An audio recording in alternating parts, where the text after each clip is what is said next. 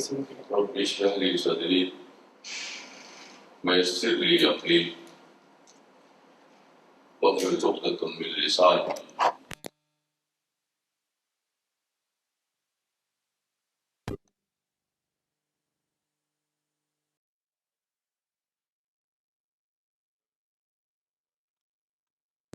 دو تاریخ ہے،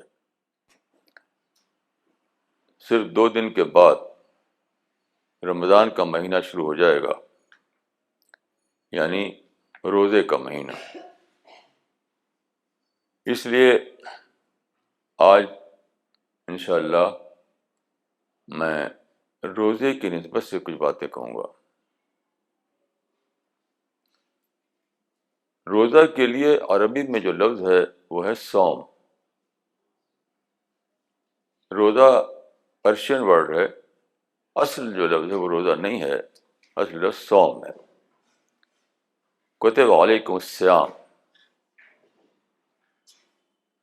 صوم کے معنی عربی زبان میں ہوتے ہیں ایبسٹیننس، یعنی رکنا. صوم مینس ایبسٹیننس. اس سے آپ سمجھ سکتے ہیں کہ روزہ کی اسپرٹ کیا ہے. روزہ کی اسپرٹ ہے رکنا، ایبسٹیننس. رکنا کس چیز سے؟ بظاہر تو روزے میں رکا جاتا ہے کھانے اور پینے جیسی چیزوں سے، حقیقت میں یہ سمبولک رکنا ہے.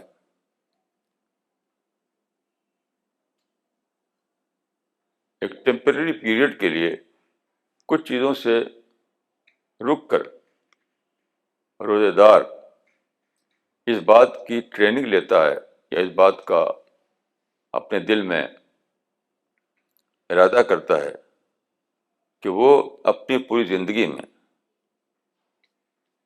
رکنے والی زندگی اختیار کرے گا، یعنی ڈسپلن. تو ان دس سینس روزہ مینس سیلف ڈسپلن. اپنے آپ پر ایک ڈسپلن خود اپنے ارادے سے طاری کرنا، یہ روزہ ہے. دیکھیے ہمارا جو سولر سسٹم ہے وہ بھی اپنے اوپر ایک ڈسپلن کو طاری کی ہوئی ہے. آپ جانتے ہیں کہ سولر سسٹم ہزاروں سال میں 1 سیکنڈ کے برابر بھی فرق نہیں ہوتا اس میں. بہت ہی ٹائٹ ڈسپلن کے اندر وہ موو کرتا ہے. تو وہاں پر کیا ہے؟ وہ ڈسپلن انڈر کمپلشن ہے. اور خدا کا جو ماننے والا ہے یعنی مومن، وہ اپنی زندگی میں ڈسپلن کو خود اپنے ارادے سے اپناتا ہے. اس لیے یہ کہنا صحیح ہوگا کہ روزہ کا مطلب ہے سیلف ڈسپلن کی ٹریننگ. یعنی آپ جانتے ہیں کہ اس دنیا میں زندگی گزارنے کے 2 طریقے ہیں. ہر آدمی ڈیزائر سے بھرا ہوا ہے. کوئی بھی انسان ڈیزائر سے خالی نہیں. ڈیزائر ہیں جس کا نام انسان ہے. تو اب زندگی کے 2 طریقے ہیں. ایک یہ کہ آپ اپنی ڈیزائر کو فالو کریں. جو ڈیزائر آ گئی دل میں بس اس کو پورا کرتے رہیں. کسی پر ریونج آ گیا ہے تو ریونج پورا کریں. پیسہ لوٹنے کا آ گیا تو پیسہ لوٹیں. کرپشن کی ڈیزائر آ گئی تو کرپشن کریں. قرضے کے lust, malice, revenge, anger, selfishness اور سپیریئر بننا، اپنے کو سب سے اونچا اٹھانا، ایگوئزم، جتنا بھی ہے اگر سوچیے آپ تو سب ڈیزائر ہی ڈیزائر ہیں. تو زندگی کے دو طریقے ہیں. ایک یہ ہے کہ آپ ہر ڈیزائر کو فری چھوڑ دیں اور جہاں کوئی ڈیزائر آئی اس کو آپ پورا کرنے لگیں. ایک ہے آپ ڈیزائر کو مینج کریں، ڈیزائر کو کنٹرول کریں. دنیا میں زندگی گزارنے کے یہی دو طریقے ہیں، کوئی بھی تیسرا طریقہ نہیں. تو خدا نے آدمی کو فری ول دیا ہے، فریڈم دیا ہے، اور اس کا ٹیسٹ یہی ہے کہ اپنی فریڈم کو مس یوز نہ کرے، یعنی ڈیزائر کو کنٹرول میں رکھے. جو آدمی اپنی ڈیزائر کو کنٹرول میں رکھے گا وہی ٹیسٹ میں پورا اترا، اور جو آدمی اپنی ڈیزائر کو کنٹرول نہ کرے وہ اپنے ٹیسٹ میں پورا نہیں اترا. جیسے بہت سے میری زندگی میں بہت سے ایسے ایکسپیرئنس ہوئے ہیں. ایک بار میں ایک ٹاؤن میں گیا، وہاں کوئی پروگرام تھا، تو لوگوں نے بتایا کہ یہاں پر دو بڑے لوگ آپس میں لڑ رہے ہیں، دو مسلمان اور دونوں نماز پڑھنے والے ہیں. تو کوئی ایگو پرابلم آ گیا دونوں میں، تو لڑ رہے ہیں آپس میں. تو لوگوں نے کہا کہ آپ ان سے ملیے، ان کو سمجھائیے، کیونکہ بڑا نقصان ہو رہا ہے اس کی وجہ سے. تو میں مسجد میں کسی مسجد میں نماز پڑھی تو وہاں ان میں سے ایک صاحب موجود تھے. انہوں نے بتایا کہ دیکھیے ایک صاحب یہی ہیں جو یہاں پر نماز پڑھنے، وہ مسجد کے متولی بھی تھے غالباً. تو میں ان سے ملا تو پہلے تو انہوں نے بڑی آوبھگت کی، چائے وغیرہ کا انتظام کیا اور بہت اچھی اچھی باتیں کی. پھر میں نے کہا کہ دیکھیے میں نے سنا ہے کہ آپ میں فلاں صاحب میں مقدمہ بازی ہو رہی ہے اور کوئی اس کا بیس نہیں ہے، صرف ایگو کا پرابلم ہے، اس کے لیے آپ لوگ لڑ رہے ہیں آپس میں. تو میں نے کہا کہ اس کو سیٹل کر لیجیے، ختم کر دیجیے اس کو. اچانک ہی ان کا موڈ بدل گیا. ان کہا کہ مولانا صاحب اس بارے میں تو آپ کچھ نہ کہیے. تو اس کا مطلب کہ یہاں پر وہ اپنی ڈیزائر کو کھلا چھوڑنا چاہتے تھے کہ ان کے ایگو کو اگر ٹھیس پہنچی ہے تو انہیں اس کا بدلہ نہیں لینا ہے. اور ایک انسان وہ ہے جو رک جائے. جیسے میں نے اس سے پہلے آپ کے سامنے ایک قصہ بتایا تھا کہ ایک صحابی تھے، ان کا نام تھا ابو مسعود، مدینہ میں. تو وہ ایک دن اپنے سرونٹ کو مار رہے تھے اسٹک سے. تو رسول اللہ وہاں سے گزرے، آپ نے ان کو دیکھ کر کہا کہ اعلم ابا مسعود للہ اقدر علیک منک علی ھذا الغلام. ان کا نام تھا ابو مسعود. تو آپ نے کہا کہ اے ابو مسعود جان لو، تم کو جتنی قدرت اس تمہارے اس سرونٹ پر ہے اس سے زیادہ قدرت تمہارے اوپر خدا کو ہے.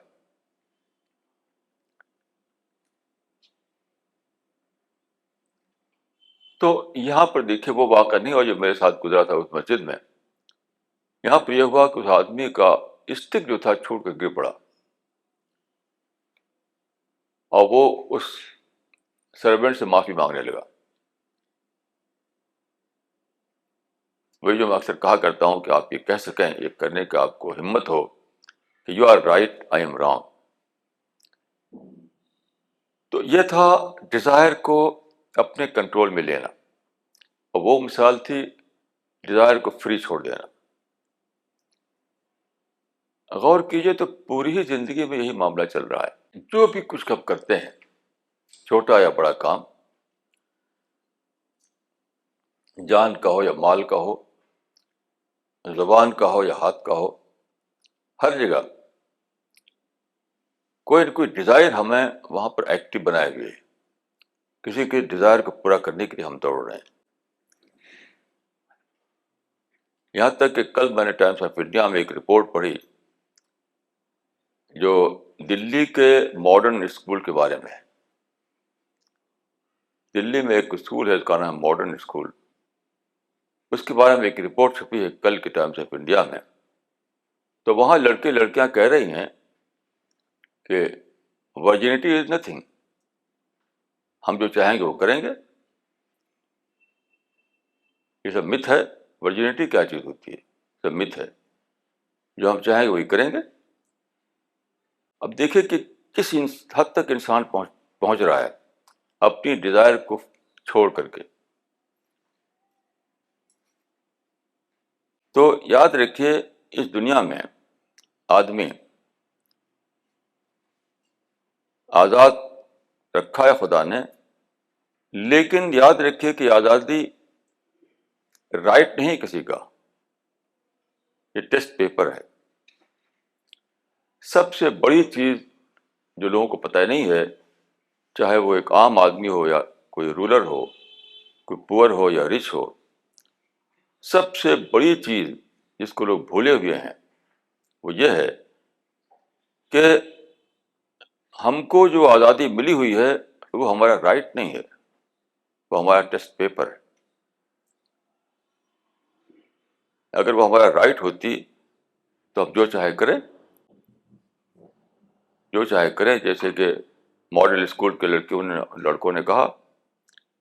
لیکن انہیں یہ جاننے کی ضرورت ہے کہ تم جو اپنی فریڈم کو انجوائے کر رہے ہو وہ تمہارا رائٹ نہیں ہے۔ جیسے کہ اس سے پہلے میں نے ایک حدیث سنائی تھی آپ کی خدمت میں کہ مثل المؤمن و مثل الایمان ہے کمثل الفرس فی عافیتہ یحول ثم یرجع الی عافیتہ، کہ فیتھ فل کی مثال، ایک مومن کی مثال ایسی ہے جیسے رسی میں بندھا ہوا گھوڑا، ایک کھوٹی ہو اس میں ایک رسی ہو، فرض کی ایک رسی جو ہے وہ 5 میٹر کی ہے یا 10 میٹر کی ہے، تو گھوڑا اتنا ہی دور جا پائے گا جتنا کہ وہ رسی اس کو الاؤ کر رہی ہے، اس سے آگے نہیں۔ تو یہ مثال بتاتی ہے کہ خدا آپ سے کیا چاہتا ہے۔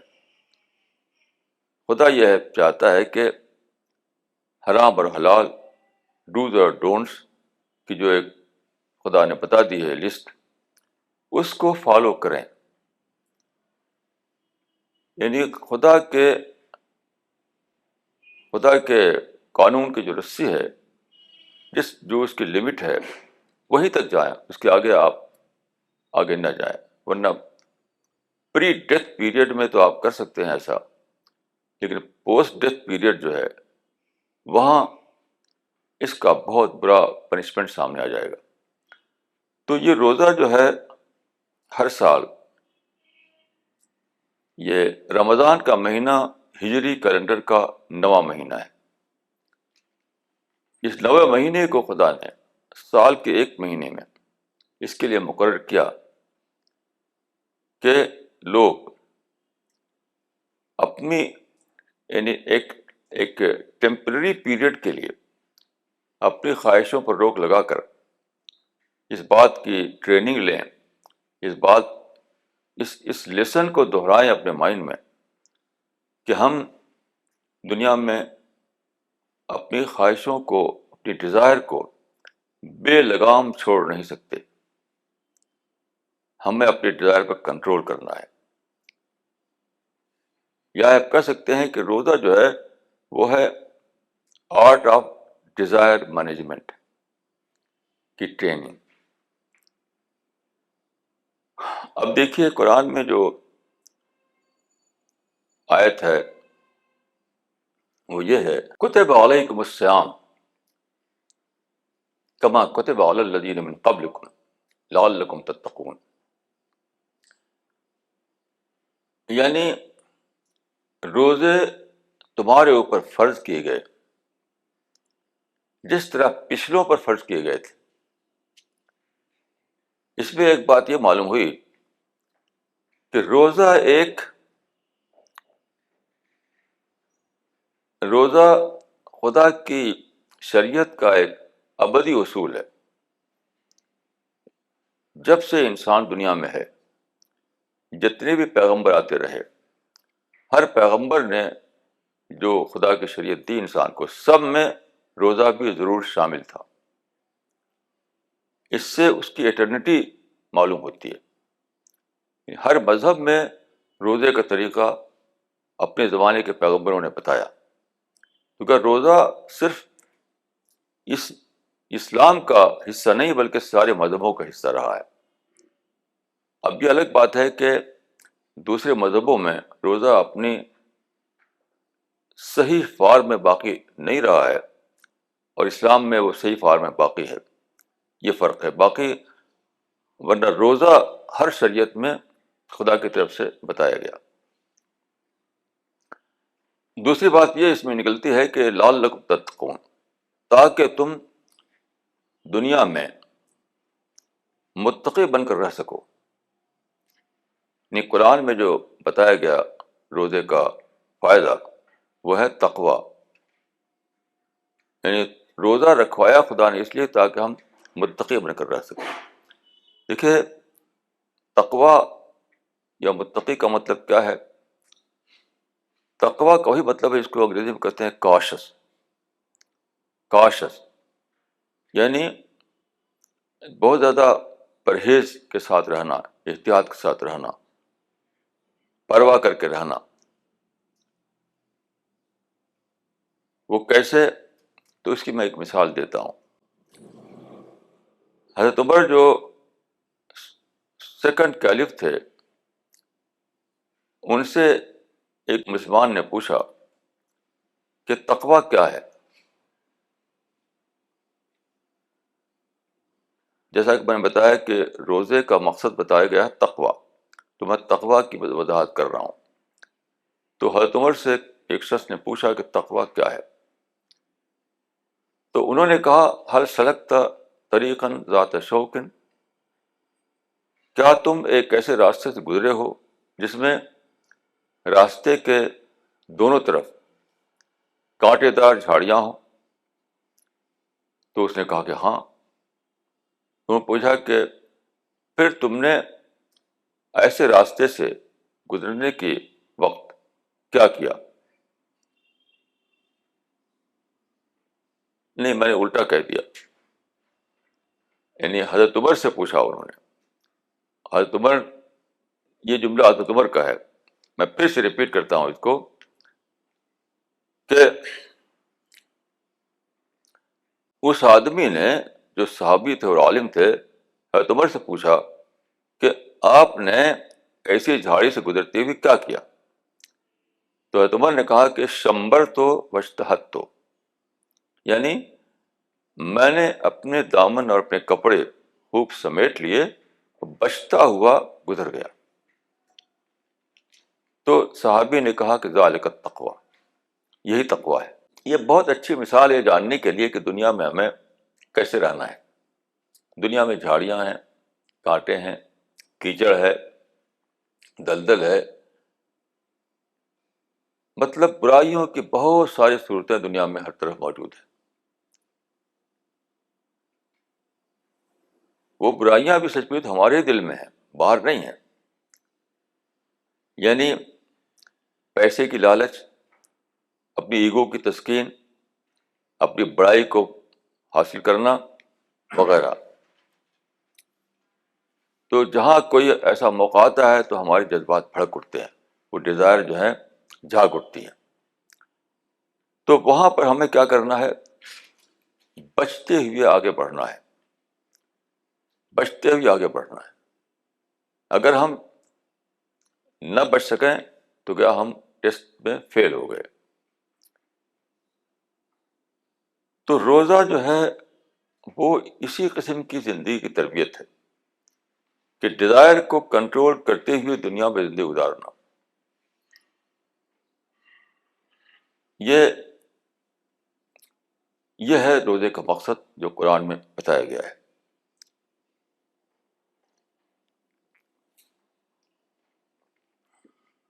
اب حدیث کو لیجیے. حدیث میں آیا ہے روزہ کے مہینے کے بارے میں، رمضان کے بارے میں، ہوا شہر الصبر، وہ صبر کا مہینہ ہے. یہاں پر غور کیجیے کہ یہ نہیں فرمایا کہ وہ بھوکا پیاسا رہنے کا مہینہ ہے.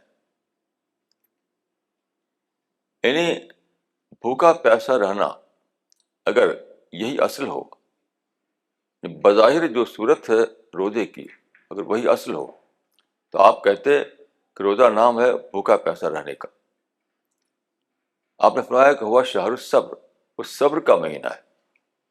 یعنی یہ جو ہم کرتے ہیں، بھوک اور پیاس برداشت کرتے ہیں، وہ ایک مقصد کے لیے ہے، اور وہ ہے صابرانہ زندگی، پیشنس والی زندگی.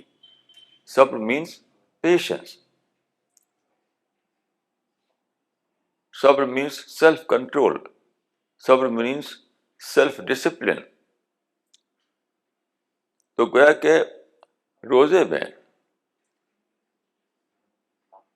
کچھ چیزوں پر جو روک لگائی جاتی ہے وہ پوری زندگی میں روک والے طریقے اختیار کرنے کی ایک علامت ہے.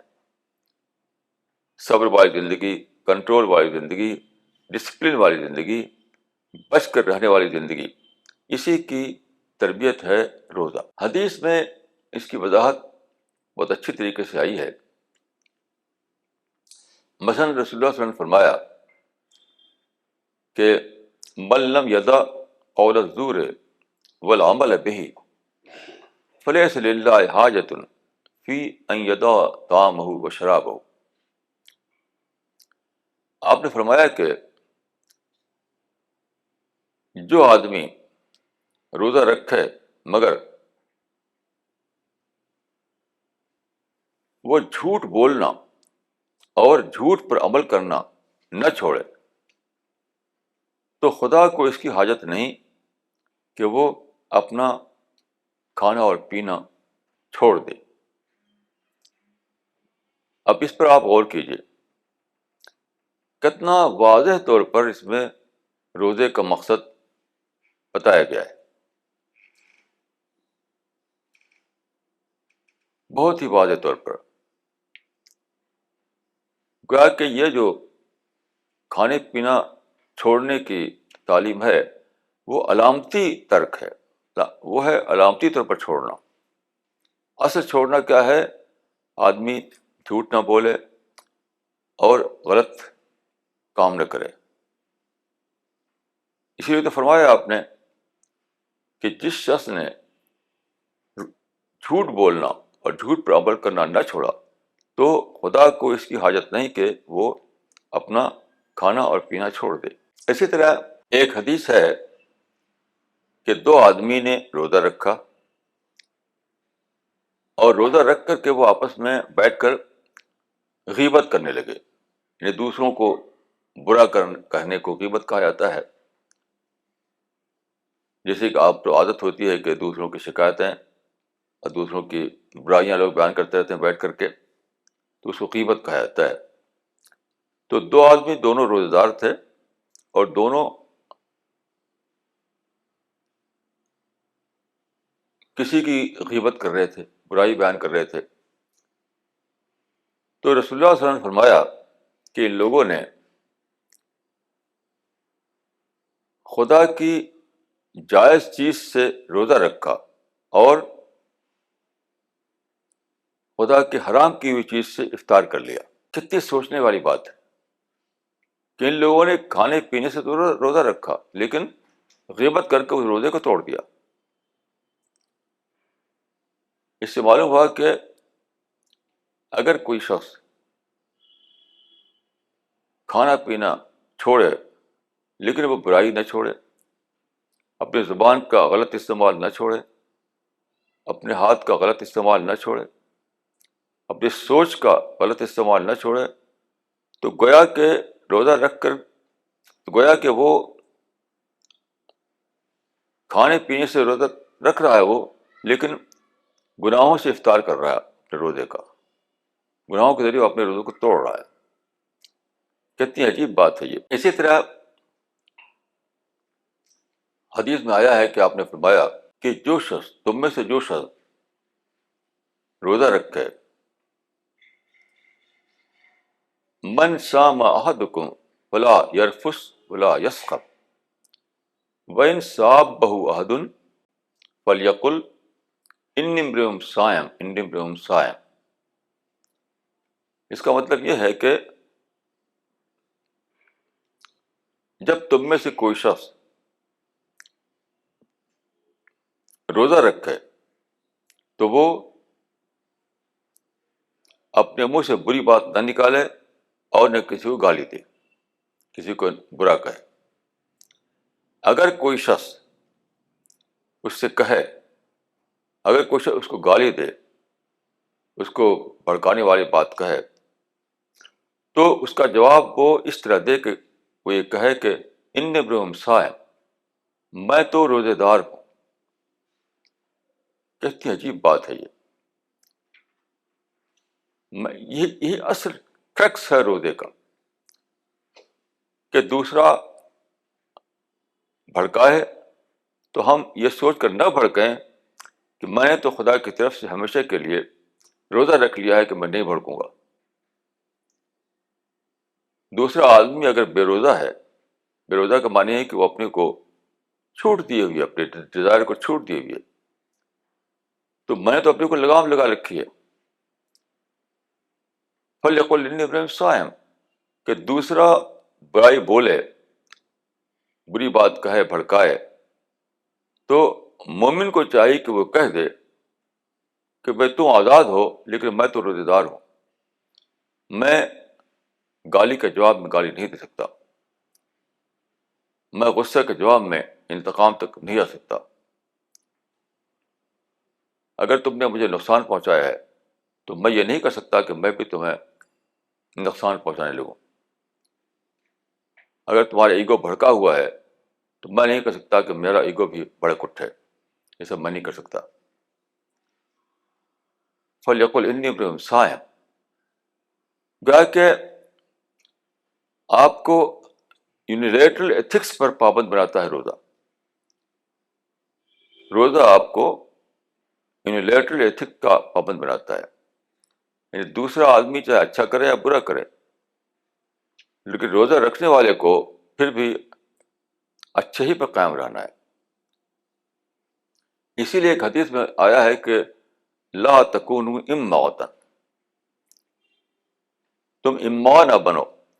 اماں عربی میں کہتے ہیں جس کو ہمارے اردو میں یعنی سلینگ لینگویج میں کہتے ہیں جیسے کو تیسا، یعنی جیسا وہ کرے گا ویسے میں بھی کروں گا، جس کو کہتے ہیں اماں. تو فرمایا کہ تم اماں نہ بنو، کہ دوسرا جو کرے وہی تم بھی کرنے لگو. یہ کرنے کا ہمیں حق نہیں ہے،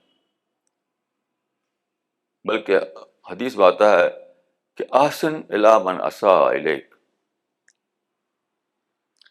جو تمہارے ساتھ برا کرے اس کے ساتھ تم اچھا کرو. یہ باتیں آج روزہ داروں میں آپ نہیں دیکھتے ہیں. تو کیوں؟ روزہ کو لوگوں نے ایک ریچولس کے طور پر لے لیا ہے. ایک ریچولس، ایک فارم ہے، ایک رسم ہے. تو وہ سمجھتے ہیں کہ صبح سے شام تک کھانا پینا چھوڑ دیا تو وہ روزہ ہو گیا. مزید یہ کہ ایک نظریہ یہ بن گیا ہے کہ اتنا کھاؤ پیو اور کوئی ایسی چیزیں کھاؤ پیو کہ بھوک ہی نہ لگے. مجھے اپنے بارے میں ایک بڑا انوکھا تجربہ ہوا کہ کچھ برس پہلے مجھے موراکو کے جو کنگ آف موراکو کی طرف سے دعوت نامہ ملا پورا رمضان وہاں گزارنے کا. دنیا بھر کے کچھ علماء بلائے گئے تھے تو مجھے بھی بلایا گیا تھا. جب میں موراکو گیا تو بہت ہی زبردست ہوٹل تھا وہاں کا، بہت اچھا. اس میں ہم لوگوں کو ٹھہرایا گیا تھا. روزے کا مہینہ. اتنا زیادہ کھانے پینے کا سامان تھا وہاں کہ مجھے پہلی بار تجربہ یہ ہوا کہ آپ اس طرح سے کھا پی سکتے ہیں کہ آپ کو بھوک ہی نہ لگے. واقعتاً وہاں ایسا ہوتا تھا. بہت اچھے قسم کے سامان کھانے کے، بہت ہی فریش قسم کے جوس وغیرہ، ایک ایک چیز بہت ہی عمدہ. تو سچ مچ بھوک نہیں لگتی تھی. تو میں وہاں سے بھاگا.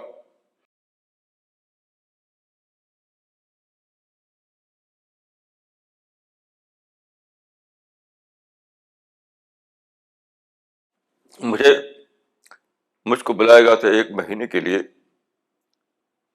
1 ہفتے میں میری روح جو ہے اتنی بے چین ہو گئی کہ میں وہاں رہ نہیں سکا. ایسے روزے سے کیا فائدہ؟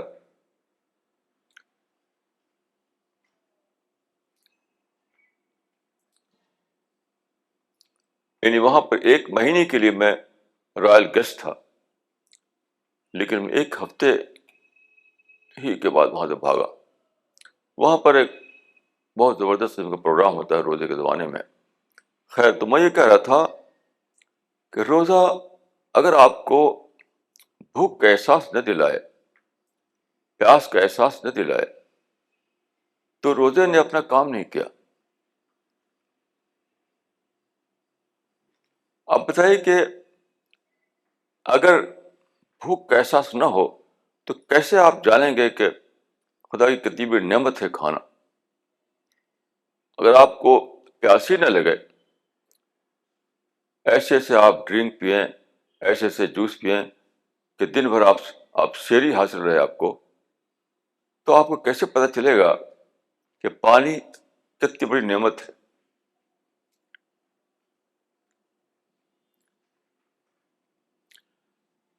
یقین کیجئے کہ بھوک بھی ایک لذت ہے.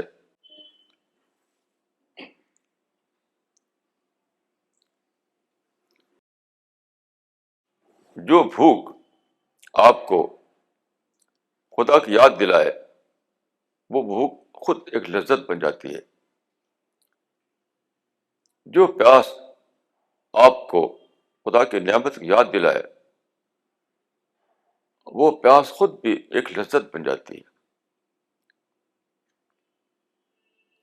اسی کو ایک شاعر نے، فانی ایک شاعر تھے اردو کے، اسی کو انہوں نے کہا تھا کہ لذت درد سے کم مایہ غم ہے محروم، جن سے حرما کو خدا عزت ارزانی دے. یقین کیجئے کہ خدا کی یاد تمام لذتوں سے بڑی لذت ہے. خدا کی یاد سے بڑی کوئی لذت نہیں. تو خدا کی یاد کب آئے گی؟ جب آپ کے پیٹ بھرے ہوئے ہوں اور ڈکار آ رہی ہو تو آپ خدا کو یاد کریں گے. اس کے معنی یہ ہے کہ روزے کا مقصد ہے خدا کو یاد کرنے کے قابل بنانا. سب سے بڑی یاد خدا کی یہ ہے کہ ہمیں خدا کی نعمتوں کا احساس ہو، تبھی تو سچی یاد آتی ہے.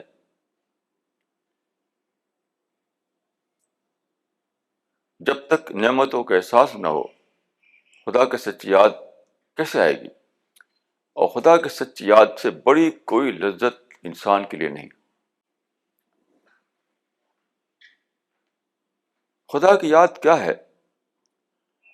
خدا کی یاد پریزنس آف گاڈ کا ایکسپیرئنس ہے. خدا کی یاد کوئی سادہ بات نہیں ہے کہ انگلیوں پر آپ نے اللہ اللہ اللہ اللہ اللہ گن لیا. یہ تو ایک ریڈیکولس بات ہے. یہ خدا کو انڈر اسٹیمیٹ کرنا ہے. خدا کی یاد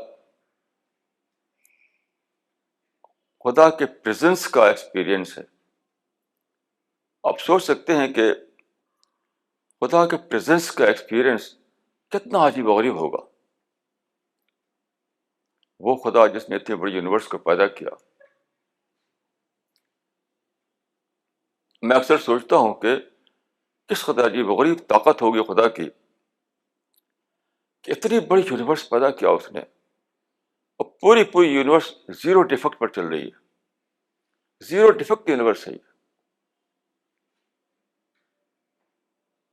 یعنی ملین بلین سال سے کر رہے موو کر رہے ہیں سارے اسٹارس، سارے پلانٹس اور سولر سسٹم، لیکن ایک سیکنڈ کا فرق نہیں.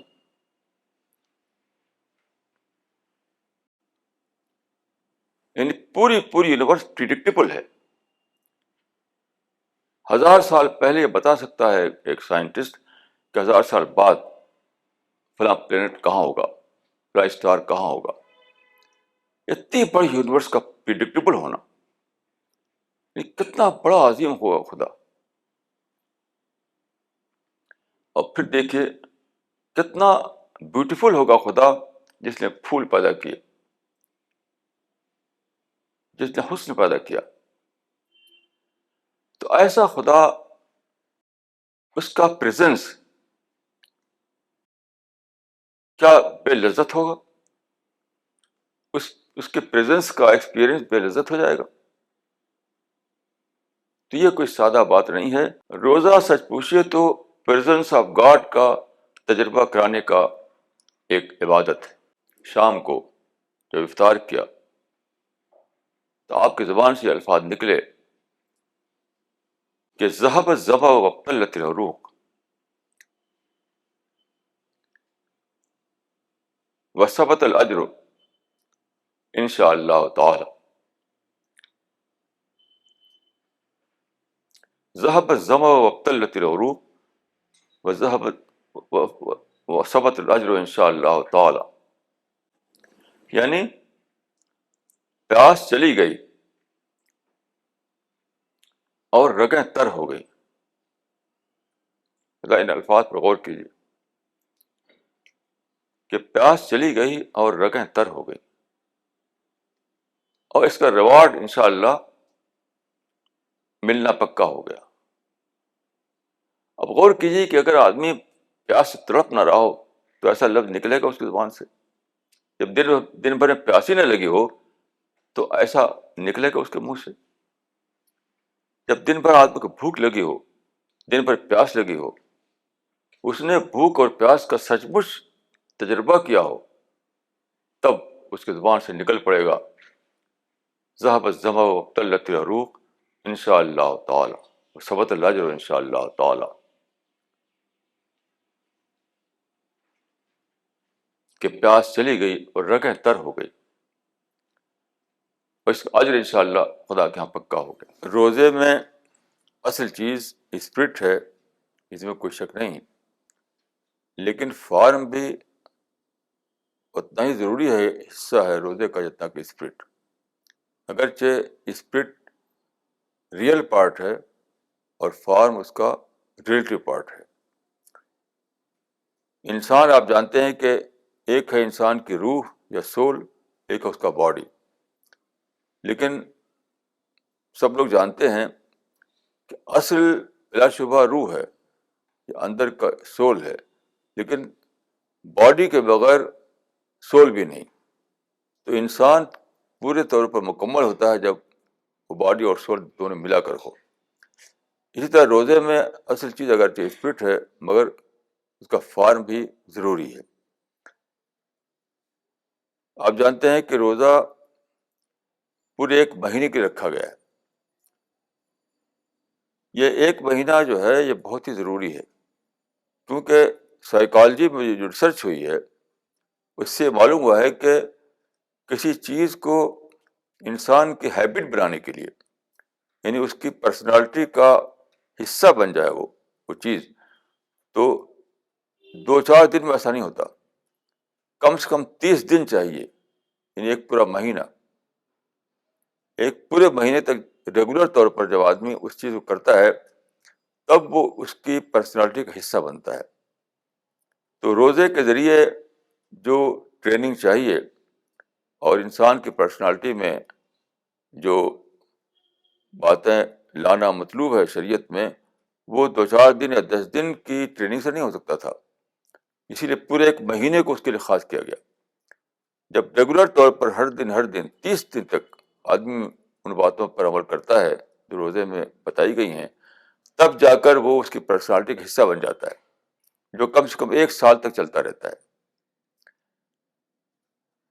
دوسری باتیں چند میں کہوں گا اس کے، اور جو اسپیکٹ ہیں اس کے. مثلا روزے میں آپ جانتے ہیں کہ روزہ شروع ہوتا ہے جو کہتے ہیں مارننگ ٹو لائٹ، اردو میں کہتے ہیں پاؤ پھٹنا، اس وقت سے روزہ شروع ہوتا ہے. تو اس میں حدیث میں آتا ہے کہ سحری کھانا سنت ہے، یعنی ساری، بلکہ سحری کی تاکید کی گئی ہے. کیوں؟ جب صبح کو اٹھ کر آپ سحری کھاتے ہیں تو آپ خدا کی نعمتوں کو یاد کرتے ہیں. تو سحری کھانے کے وقت جو دعائیں ہیں کئی، تو ان دعاؤں کا پڑھنا ضروری نہیں ہے، لیکن اگر آپ دعاؤں کو پڑھ لیں تو وہی بہت اچھا ہے. مثلا کہتے ہیں کہ وہ بسو میں غدن نوے، تو جب آپ نے سحری کھائی تو آپ کے منہ سے یہ نکلا کہ وہ بسو میں غدن نوے، تو یعنی اگلے دن کے روزے کی میں نے نیت کی. یہ کہہ کر آپ نے اپنی پرسنالٹی کے اندر، اپنے مائنڈ کے اندر یہ بات ڈالی کہ اگلا دن میرا روزے کا دن ہوگا. اس طریقے سے شام کو جب آپ افطار کرتے ہیں اس وقت بھی کئی دعائیں ہیں. میں ذاتی طور پر اس دعا کو بہت پسند کرتا ہوں جو ابھی میں نے کہا تھا کہ ذهب الظمأ وابتلت العروق وثبت الاجر ان شاء اللہ تعالی، کہ بھوک چلی گئی اور رگیں تر ہو گئیں اور اللہ کے ہاں اجر ہمارا مسلم ہو گیا. تو اور بھی بہت ساری دعائیں ہیں، لیکن یاد رکھیے دعائیں آپ اگر عربی میں یاد نہ ہوں تب بھی اپنی زبان میں بھی ان دعاؤں کو آپ دہرا سکتے ہیں. رمضان میں آپ جانتے ہیں کہ تراویح پڑھی جاتی ہے. تراویح کیا ہے؟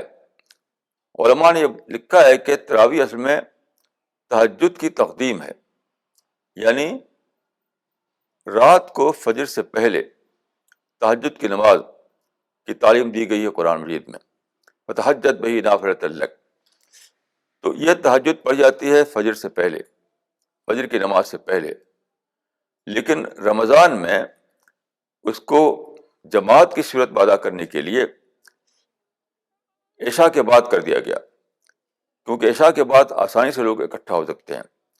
تو اس کو کانگریگیشنل پریئر بنانے کے لیے ایسا کیا گیا کہ جو نماز تہجد کی عام طور پر ہوتی ہے فجر سے پہلے، اس کو عشاء کے بعد رکھ دیا گیا. تراویح کے بارے میں عام طور پر 2 مسلک ہیں، ایک حنفی حضرات کا ہے، ایک سلفی حضرات کا. تو حنفی حضرات جو ہے وہ 20 رکعت نماز پڑھتے ہیں، یہ بھی ٹھیک ہے. سلفی حضرات کا کہنا ہے کہ نہیں 8 رکعت، میرے نزدیک وہ بھی ٹھیک ہے. یعنی ایسا نہیں ہے کہ 8 رکعت صحیح ہو 20 رکعت غلط ہو، یا 20 رکعت صحیح ہو 8 رکعت غلط ہو. میرے نزدیک دونوں ہی صحیح ہیں. اصل چیز کیا ہے کہ تراویح کے ذریعے ہم روزے میں حالت نماز میں قرآن کو دہراتے ہیں. تو مقصد جو ہے وہ ہے قرآن کو دہرانا. تو پورا قرآن اس لیے ختم کیا جاتا ہے کہ سارے جو مضامین قرآن میں آئے ہیں وہ سب آپ کے سامنے آ جائیں اور وہ سب آپ کو مائنڈ کا حصہ بن جائے. تو تراویح کا مطلب ہے روزے کے زمانے میں نماز کی حالت میں پورے قرآن کو سننا اور سن کر کے دھیان میں رکھنا اور اس پر عمل کرنے کا شوق پیدا ہونا. اس طریقے سے رمضان کے زمانے میں قرآن کی تلاوت کی تاکید کی گئی ہے، وہ بھی اسی لیے ہے کہ تلاوت کر کے ہم قرآن پر غور کریں، قرآن کے مضامین کو سمجھیں. اور چونکہ رمضان کے مہینے میں قرآن اتارا گیا، اس نسبت سے ہمیں زیادہ توجہ کے ساتھ قرآن کو پڑھنا چاہیے اور رمضان کے مہینے میں زیادہ سے زیادہ قرآن کے مضامین کو اپنے مائنڈ میں بٹھانا چاہیے. اور رمضان کے مہینے میں آپ جانتے ہیں کہ شب قدر آتی ہے. یعنی رمضان کے آخری عشرہ میں طاق راتوں میں کہا جاتا ہے، حدیث بات ہے کہ طاق راتوں میں شب قدر کو تلاش کرو. یعنی تو شب قدر کے بارے میں یہ ہے کہ کوئی یعنی متعین تاریخ حدیث میں بتائی نہیں گئی ہے کہ اسی تاریخ کو شب قدر ہوگی،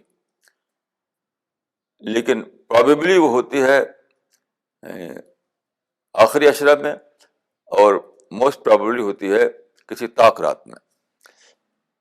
تو شب قدر کے بارے میں ایک روایت آتی ہے کہ حضرت عائشہ نے پوچھا رسول اللہ سے کہ اگر مجھے شب قدر مل جائے تو میں کیا کہوں؟ تو آپ نے فرمایا کہ یہ کہو کہ اللہم انت عفو تحب العفو فاعف عنی. اے خدا، تو معاف کرنے والا ہے، تو معافی کو پسند کرتا ہے، تو مجھ کو معاف فرما دے. اس سے وہ اسپرٹ معلوم ہوتی ہے کہ اگر شب قدر کسی کو مل جائے تو اس کے اندر کیا اسپرٹ جاگنا چاہیے، کیا دعا کرنا چاہیے، اللہ سے کس چیز کا طالب ہونا چاہیے. وہ ہے معافی. معافی کا مطلب کیا ہے کہ خدا مجھ کو دنیا کی جو زندگی میری گزری اس میں خطائیں بھی ہوئیں، کوتاہیاں بھی ہوئیں، غلطیاں بھی ہوئیں، تو ان سب کو خدا مجھے مغفرت کر دے، میری بخشش کر دے، تاکہ موت کے بعد کی زندگی میں مجھے جہنم سے نجات مل جائے اور مجھ کو جنت ملے.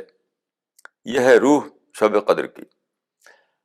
رمضان کے آخری عشرے میں اعتکاف کیا جاتا ہے. اعتکاف کا مطلب ہوتا ہے کہ اپنے کو بالکل یکسو کر کے 10 دن گزارنا. کچھ لوگ پورے رمضان کا بھی اعتکاف کرتے ہیں، لیکن ایک دن کا بھی اعتکاف ہو سکتا ہے، لیکن زیادہ تر لوگ 10 دن کا کرتے ہیں. تو اعتکاف کا مطلب کیا ہوتا ہے؟ وہ بھی یہی ہے کہ کم از کم 10 دن ایکسکلوسیولی آپ اپنے کو ڈیڈیکیٹ کر دیں انہی چیزوں کے لیے جو پورے رمضان میں کرنا ہوتا ہے. تو اعتکاف کوئی الگ چیز نہیں ہے.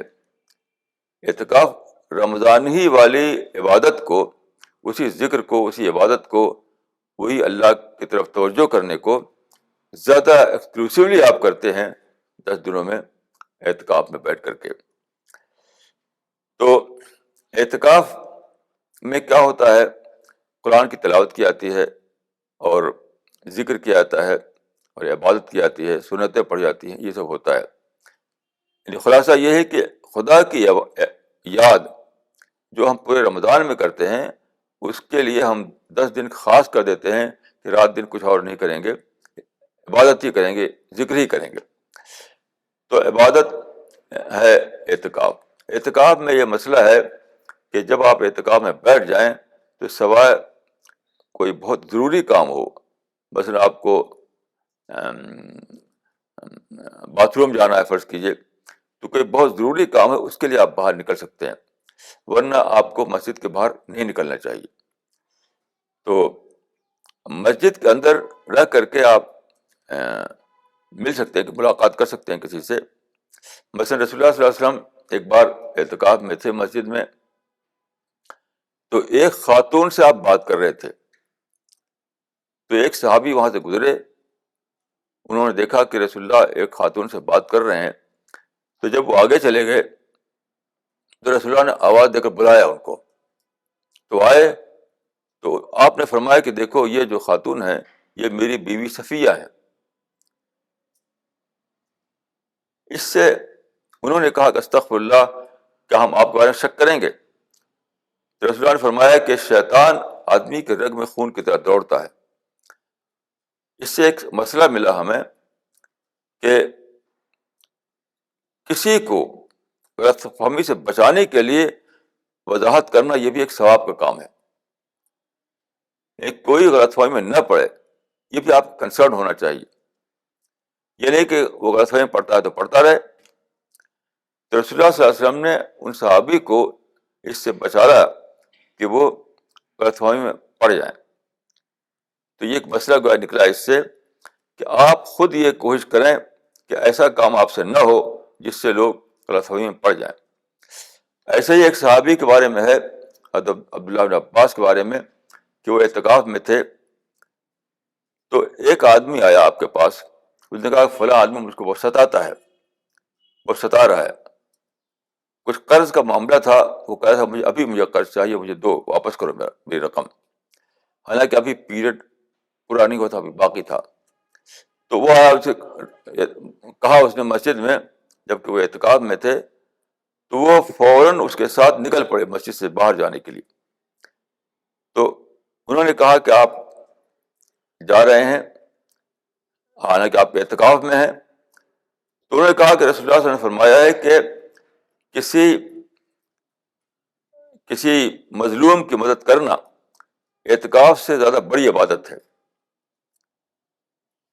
تو یہ بھی ایک مسئلہ معلوم ہوا کہ یہ بہت بڑی عبادت ہے کہ آپ انسان کی خدمت کریں، انسان کے کام آئیں.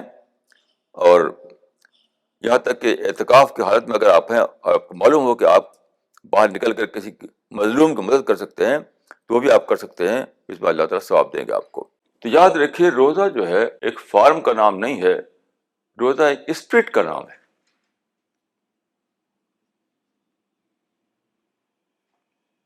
ایک بار میں گورکھپور گیا، بہت پہلے کی بات ہے، یعنی آزادی سے پہلے کی بات ہے، شاید 60 برس ہو گئے ہوں گے اس واقعے کو. تو وہاں پر ایک بہت بڑے افسر ہوا کرتے تھے، مسلمان افسر تھے، وہ ریلوے کے بہت بڑے افسر تھے. اس زمانے میں ان کا نام DTS ہوا کرتا تھا، اب شاید کچھ اور نام ہوتے ہیں. تو وہ DTS تھے اس زمانے میں.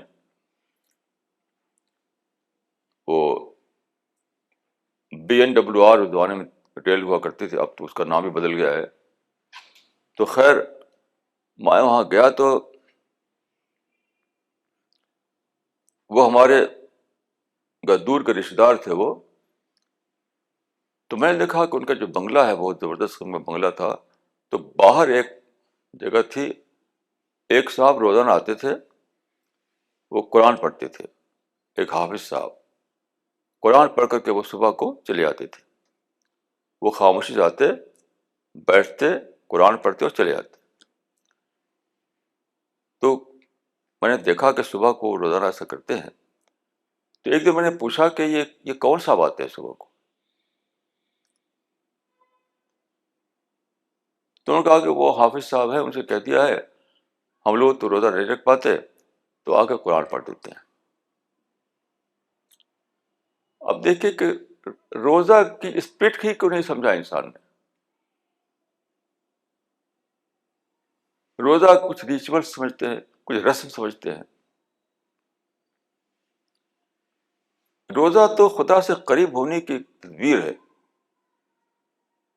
تو کرائے کے آدمی صاحب خدا سے قریب ہو سکتے ہیں؟ کیا ایک کرائے کا آدمی آپ کو خدا کے قریب پہنچا دے گا؟ دیکھیے، انسان اور خدا کے درمیان میٹنگ پوائنٹ کیا ہے، اس کو سمجھیے. روزہ اسی میٹنگ پوائنٹ کو پرووائڈ کرتا ہے. میں نے یہ کہا کہ خدا اور انسان کے درمیان میٹنگ پوائنٹ کہاں ہے، یعنی کہاں وہ کون سی جگہ ہے جہاں خدا آپ سے ملتا ہے. وہ ہے عجز، یعنی ہیلپ لیسنس. عجز مینس ہیلپ لیسنس. جب ہیلپ لیسنس کا آخری درجہ آ جائے تو وہی آپ خدا سے ملاقات ہوتی ہے آپ کی. کیونکہ دیکھیے، خدا آل پاورفل ہے اور انسان پوری طرح ہیلپ لیس ہے. تو جب اس ہیلپ لیسنس کا تجربہ کرتا ہے انسان، تو اس کا مطلب ہے کہ وہ اپنی جو اصل حقیقت ہے اس کا تجربہ کرتا ہے، وہ وہیں اس کی خدا سے ملاقات ہوتی ہے. ایک آروگنٹ آدمی کبھی بھی خدا سے قربت کا تجربہ نہیں کر سکتا. تو انسان جب، آپ جانتے ہیں کہ بغیر کھائے ہوئے انسان زندہ نہیں رہ سکتا. ایک بار میں نے قصدن، میں بھوکا رہا 2 دن، میری جیب میں پیسے تھے، میں ساؤتھ انڈیا کے میں سفر کر رہا تھا، قصدن میں نے 2 دن نہیں کھایا، تو حالت یہ ہو گئی کہ آنکھ سامنے اندھیرا چھا گیا، سامنے کا انسان مجھے نہیں دکھائی دیتا تھا.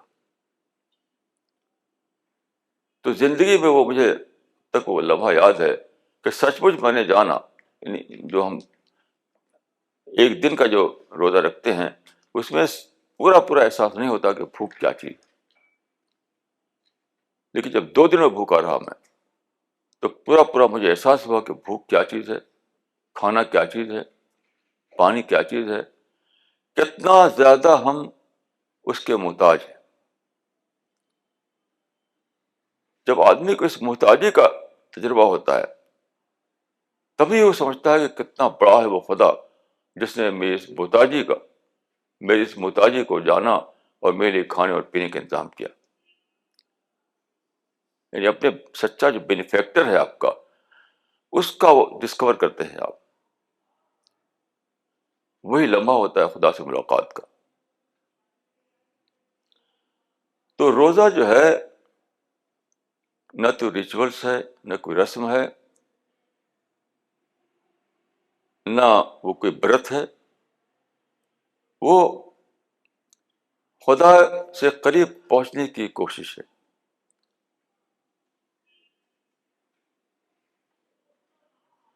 میں اکثر یہ کہا کرتا ہوں کہ انسان کا سب سے بڑا عمل کیا ہے، سب سے بڑی انسان کی صفت کیا ہے؟ وہ یہ ہے کہ انسان واحد انسانی ایک ایسا مخلوق ہے جو اس یونیورس میں خدا کے مقابلے میں دوسرا ایکسٹینڈ بناتا ہے. یعنی خدا کے قدرت کے مقابلے میں عجز کا ایکسٹینٹ. یہ صرف انسان کر سکتا ہے. اس دنیا میں کوئی بھی چیز، چاہے گھاس ہو یا پہاڑ ہو یا پلینٹ ہو یا اسٹارس ہو، سب اسی ایکسٹینٹ پر ہیں، یعنی ہیلپ لیسنس کی ایکسٹینٹ پر. خدا آل پاورفل ہے اور تمام چیزیں وہ ہیلپ لیس ہیں، لیکن کوئی جانتا نہیں اپنے ہیلپ لیسنس کو. ہمارے پہاڑ کو پتہ نہیں کہ وہ ہیلپ لیس ہے، کسی اسٹار یا پلینٹ کو، سولر سسٹم کو، کسی کو بھی یہ پتہ نہیں. یعنی کانشیسلی وہ نہیں جانتے اس چیز کو. انسان ہی ایک ایسا مخلوق ہے جو کانشیسلی اس کو ڈسکور کرتا ہے، کانشیسلی، کہ خدا آل پاورفل ہے اور میں پوری طرح ہیلپ لیس ہوں اس کے آگے. اس کا شعوری ادراک، یعنی کانشیسلی جاننا اس بات کو، اس کا ریئلائز کرنا، یہ صرف انسان کا کام ہے. اسی سینس میں کہا کرتا ہوں کہ انسان کی سب سے بڑی عبادت یہ ہے، انسان سے بڑا عمل یہ ہے کہ وہ کائنات میں خدا کے مقابلے میں دوسرا ایکسٹینڈ بناتا ہے. اور جو یہ کر سکے اسی کے لیے پیراڈائز ہے. تو روزہ جو ہے آپ جانتے ہیں کہ 1 مہینے کے لیے ہوتا ہے. یعنی رمضان کا پورا مہینہ جو ہے اس میں حکم دیا گیا کہ روزے رکھو. اگرچہ جو لوگ جن کو کوئی عذر ہو تو ان کے لیے رخصت ہے، قرآن و حدیث میں اس کو بتا دیا گیا ہے، لیکن عام اصول جو ہے وہ یہ ہے کہ پورا 1 مہینے کا روزہ رکھنا. اور روزہ رکھنے کا جو مقصد ہے وہ یہی ہے. اب یہاں میں ایک اور بات عرض کروں گا کہ قرآن میں جہاں حکم دیا گیا ہے روزے کا تو وہاں یہ فرمایا کہ شہر رمضان الذی انزل فیہ القرآن، رمضان میں روزے کا حکم دیا گیا ہے تو اس لیے کہ اسی مہینے میں قرآن اترا. رمضان کا جو مہینہ ہے اس کو جو روزہ رکھنے کے لیے خاص کیا گیا تو اس لیے کہ اسی مہینے میں قرآن اتارا گیا. اس میں سوچئے تو اس میں یہ سوچئے کہ قرآن میں اور رمضان میں یا قرآن میں اور روزے میں کیا لنک ہے, کیا ربط ہے. کوئی ربط ہونا چاہیے. یہ جو قرآن میں فرمایا کہ روزے کا مہینہ جو رمضان کا مہینہ جو ہے اسی میں قرآن اتارا گیا تھا, اس لیے ہم نے اسی مہینے میں روزہ فرض کیا. تو قرآن میں اور روزے میں کیا نسبت ہے, یہ جاننے کی بات ہے. تو میں سمجھتا ہوں کہ قرآن اسی چیز کی یعنی ڈیٹیل ہے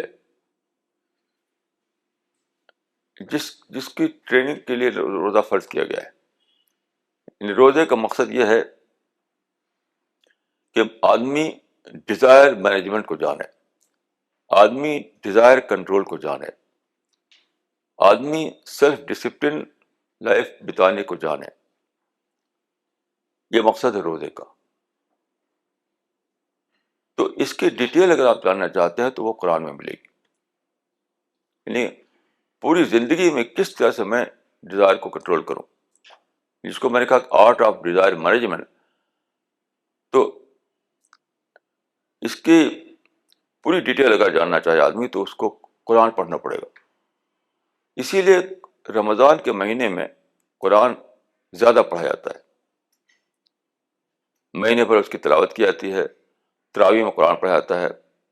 لیکن یہاں بھی میں کہوں گا کہ لوگ یہ سمجھتے ہیں کہ صرف لفظی طور پر قرآن کو پڑھنا یہ پڑھنا ہے. حضرت عائشہ سے جو حضرت عائشہ جو رسول اللہ صلی اللہ علیہ وسلم کی اہلیہ تھی, ان سے کسی نے کہا کہ فلاں آدمی جو ہے اس طرح قرآن پڑھتا ہے جو آج کل ہم پڑھتے ہیں قرآن. تو انہوں نے کہا کہ اولئک قرؤ ولم یقرؤ, انہوں نے پڑھا مگر انہوں نے نہیں پڑھا. حضرت عائشہ کے الفاظ پوری طرح آج کل تراویح میں صادق آتے ہیں. انہوں نے جو پوچھا تھا اس آدمی نے کہ فر فر فر پڑھ کر کے وہ مہینے میں ختم کر ڈالتا ہے. تو انہوں نے کہا اولئک قرؤ ولم یقرؤ, کہ انہوں نے پڑھا مگر انہوں نے نہیں پڑھا. تو قرآن جو رمضان کے مہینے پڑھنے کے لیے کہا گیا ہے تو اس کا مطلب یہ نہیں کہ ہم فر فر فر فر فر ختم کریں. خالی ختم کرنا یہ کہیں بھی قرآن حدیث میں لکھا نہیں ہے کہ ختم کرو. یعنی غور کرو, اس سے سبق لو, اس سے معلوم کرو. یعنی جس سیلف کنٹرول کی زندگی بتانے کی جو تربیت تم لے رہے ہو, اس کی ٹریننگ جو لے رہے ہو روزے میں, تو پتہ کرو قرآن کو پڑھ کر کے اس کی اور ڈیٹیل کیا ہے, اور ڈیٹیل کیا ہے. مثلا میں آپ کو چند ایک مثال دوں گا کہ اگر ہم روزہ رکھ کر قرآن کو پڑھیں تو ہمیں روزہ کے بارے میں یا زندگی کے بارے میں قرآن اور کیا کیا ڈیٹیل دیتا ہے. مثلا آپ پڑھیں گے تو آپ کو ایک آیت یہ ملے گی کہ وَإِذَا مَا غَضِبُوا هُمْ يَغْفِرُونَ,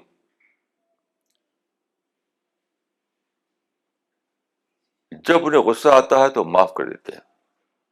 ایسی فرمایا کہ وَالْكَاظِمِينَ الْغَيْظَ وَالْعَافِينَ عَنِ النَّاسِ, اور غصہ کو پی جانے والے.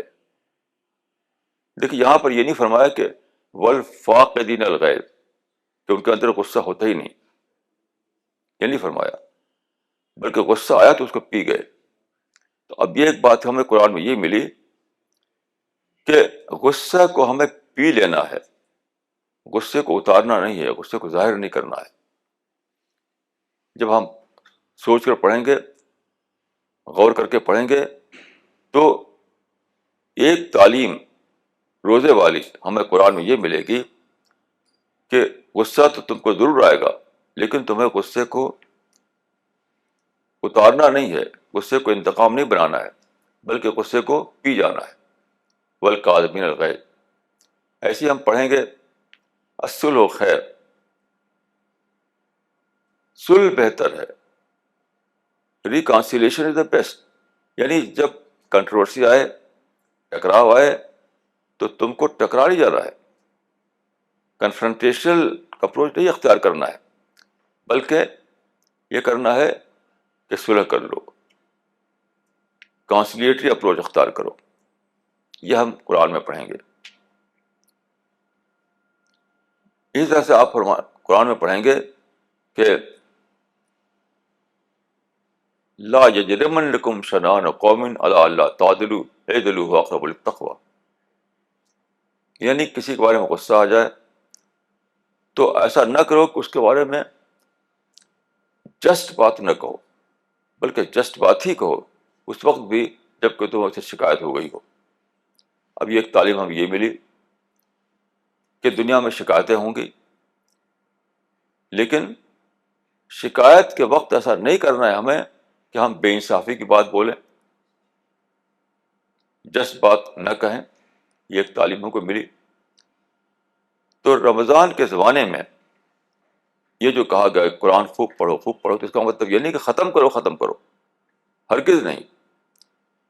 بلکہ قرآن پر غور کر کے اس کا مطالعہ کر کے اس ڈیٹیل کو پتہ کرو کہ کس طرح سے مجھے سیلف کنٹرول کر کے رہنا ہے، کس طرح مجھے ڈیزائر مینجمنٹ کو اختیار کرنا ہے. ان سب باتوں کو جاننا. تو یہ ہے کچھ باتیں رمضان کے بارے میں، اور میں سمجھتا ہوں کہ کافی باتیں میں نے عرض کر دی ہیں، اور اگر اس کے بارے میں کچھ اور ڈیٹیل کوئی صاحب جاننا چاہیں گے تو انشاءاللہ ہم اس بارے میں بات کریں گے. اقول قولی ھذا واستغفر اللہ لی ولکم اجمعین.